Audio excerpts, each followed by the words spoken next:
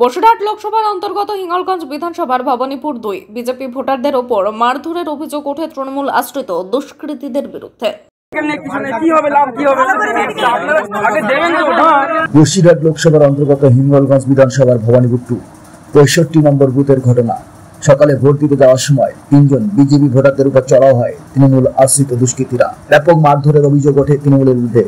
আহতদের কালীনগর ঘোষপুর প্রাথমিক চিকিৎসা কেন্দ্রে ভর্তি করা হয়েছে। সাময়িক ভোট গ্রহণ বন্ধ থাকার পর প্রশাসনের তৎপরতায় আবার ভোট গ্রহণ শুরু হয়েছে।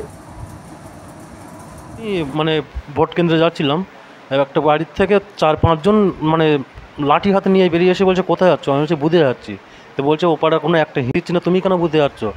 তো আমি বলছি ভোট দিতে যাচ্ছি। তারপরে আচমকা আমাকে 4-5 জন এসে বেদড়ক হয়ে মারধর করলো। কারা মারধর করেছে?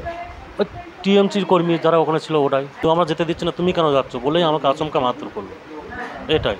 আপনার নাম? আমার নাম উৎপল মণ্ডল। শাসক দলের এরা আমাদেরকে খুব বেদরক মেরেছে, হ্যাঁ, বাঁশের লাঠি দিয়ে খুব মেরেছে, ভোট কেন্দ্রে যেতে দেয়নি। আর মাজায় টাজায় সারা জায়গায় মেরেছে, বাঁশ দিয়ে হাঁটতে পারছি না।